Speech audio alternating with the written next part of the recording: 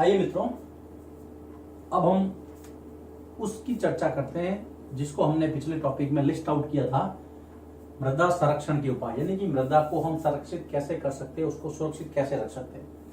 सबसे पहला टॉपिक था मल्च बनाना। पौधों के बीच, यानी जब आप फसल उगाएंगे या पौधे होते हैं तो पौधों के जो बीच की बिना ढकी हुई भूमि है, पौधों के मध्य की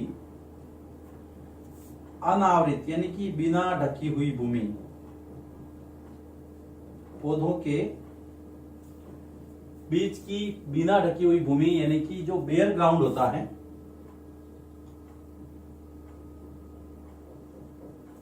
उसको आपको किसी चीज से ढकना पड़ेगा।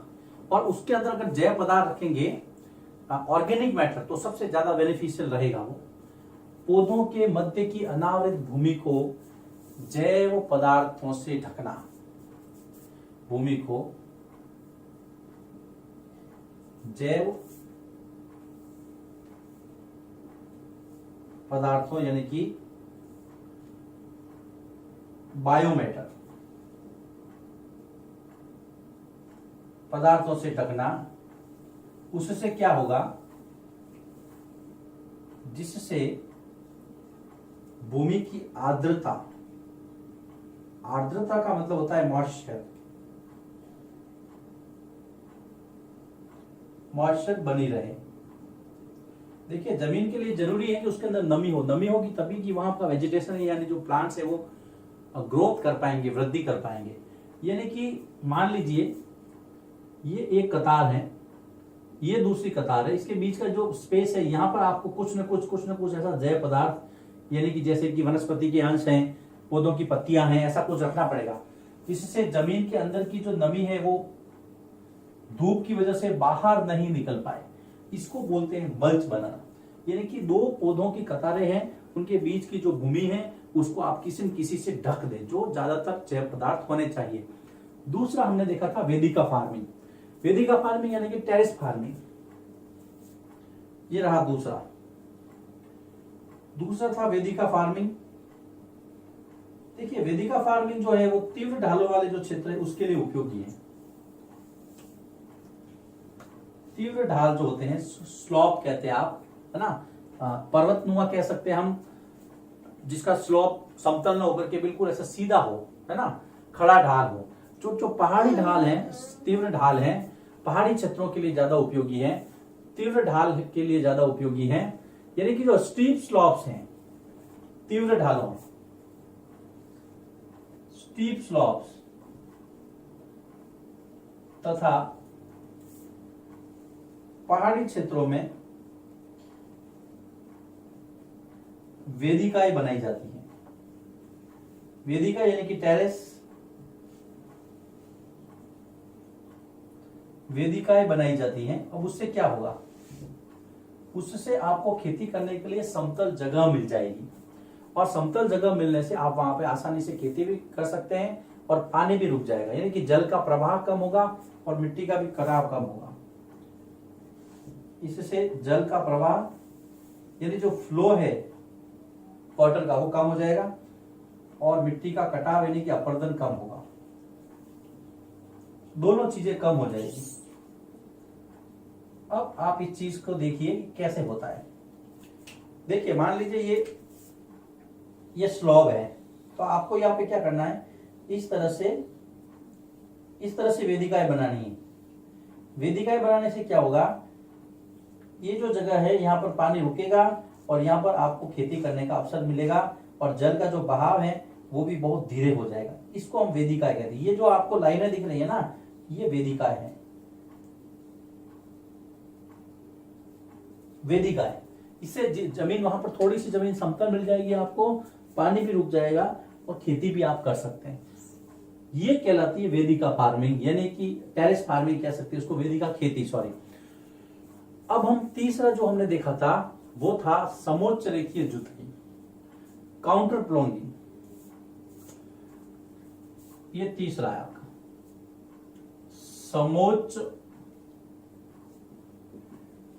समोच्च रेखीय जुताई।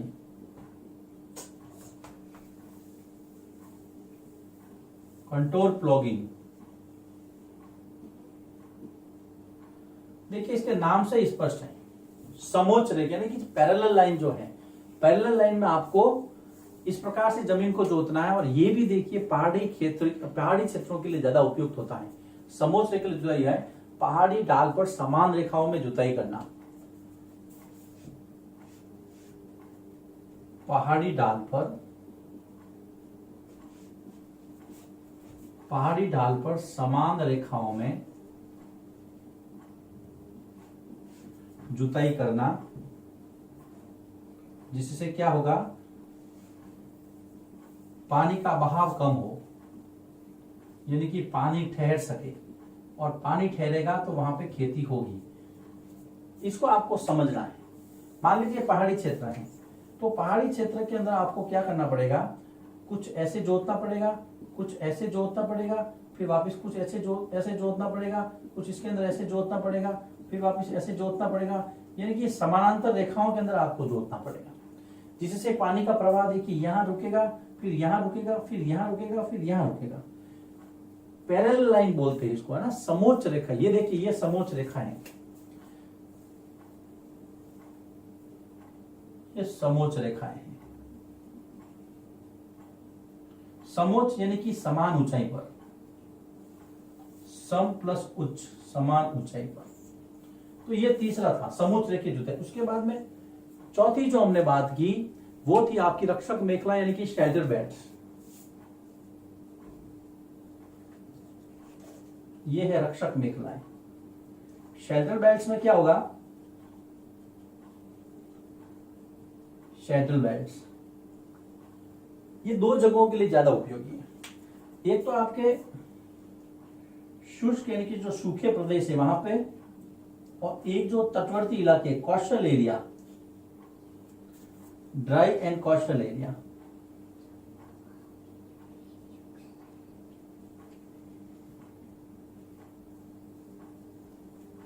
वहां पर पेड़ों को कतारों में लगाया जाता है। पेड़ों को कतारों में लगाया जाता है, जिससे वहां पर मिट्टी का कटाव नहीं हो, जिससे देखिए हम मृदा को बचाने के उपाय पढ़ रहे हैं, मिट्टी कटाव न हो। यानी कि आपको एक ही लाइन में वहां पर देखिए यहाँ पे रक्षक मेखला इस तरह से आपको करना होगा। यानी जैसे मान लीजिए समुद्र तट है या फिर रण प्रदेश है, तो यहाँ पर आपको एक ही लाइन में इस तरह से एक ही कतार में पेड़ लगाने पड़ेंगे। देखिए दो जगहों पे हैं, एक तो सूखे यानी कि रण प्रदेश रेगिस्तानी क्षेत्रों में और तटवर्ती इलाकों में। दो जगह ये ज्यादा काम में ली जाती है रक्षक मेखलाएं, जिसको हम शेल्टर बेल्ट्स कहते हैं। उसके बाद में पांचवा था समोच्च रेखीय रोधिकाएं। देखिए अवरोध का मतलब होता है कहीं पे रुकावट। रुकावट कैसा हो, एक ही रेखाओं में हो। समोच्च रेखीय रोधिका यानी कि रोकना, और रोकना किससे, घास है, घास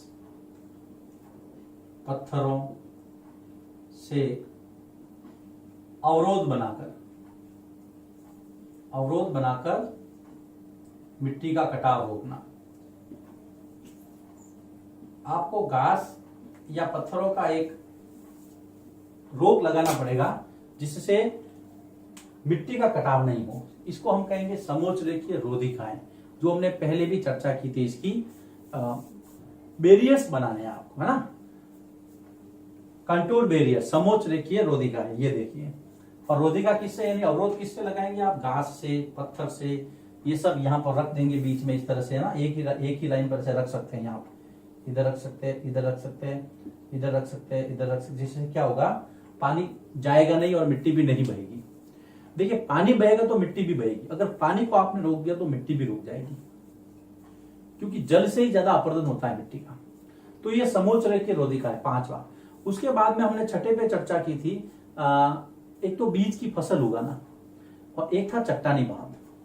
तो सबसे पहले है चट्टानी बांध, 6 नंबर पे चट्टानी बांध, जिसको आप सब लोग देखते ही हैं, रॉक डैम या रॉकी डैम, कुछ भी कहिए आप। ये बड़ी बड़े पत्थरों से बांध के बनाया जाता है। यानी कि जल के बहाव को रोककर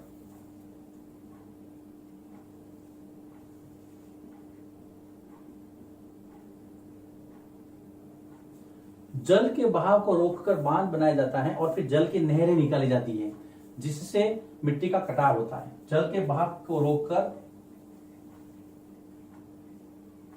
मिट्टी का कटाव रोका जाता है। ये बड़ी बड़ी चट्टानों से, पत्थरों से बनता है।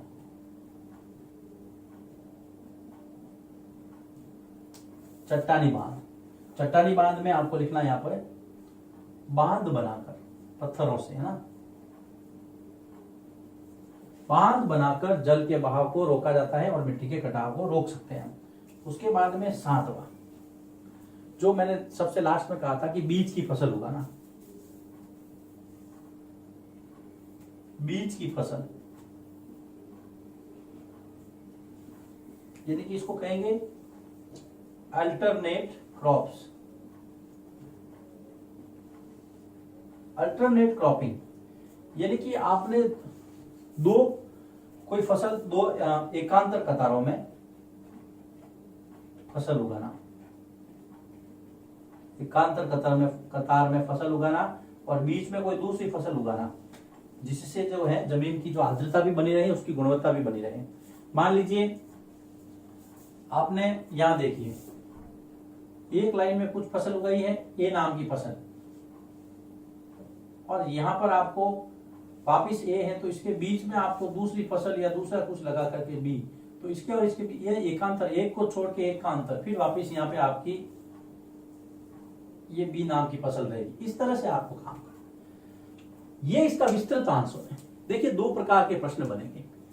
एक आएगा कि मृदा संरक्षण को रोकने के उपाय को लिस्ट आउट करो, सूची बनाओ, आपको सिंपल इसका हेडिंग देना, विस्तार से समझाओ। 5 मार्क का क्वेश्चन आता है, आपको ये मैटर लिखना है, इसको समझाते हुए। बीच में आप चित्र भी बना सकते हैं, जैसे मैंने कोशिश की है।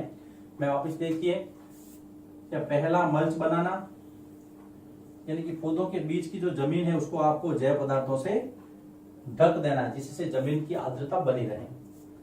दूसरा आपका टेरेस फार्मिंग है, वेदिका खेती। ये स्लोप वाले जो ढालों वाले क्षेत्र है, तीव्र ढाल, वहां पे वेदिकाएं बनानी है, जिससे मिट्टी का कटाव रुक जाए, जल का प्रवाह कम हो जाए। एक ही रेखा की में जुताई करना, जैसे इस चित्र में बताया मैंने, ये पहाड़ी ढाल पर सबसे ज्यादा फायदेमंद है, जिससे पानी ठहरे और मिट्टी का कटाव कम हो।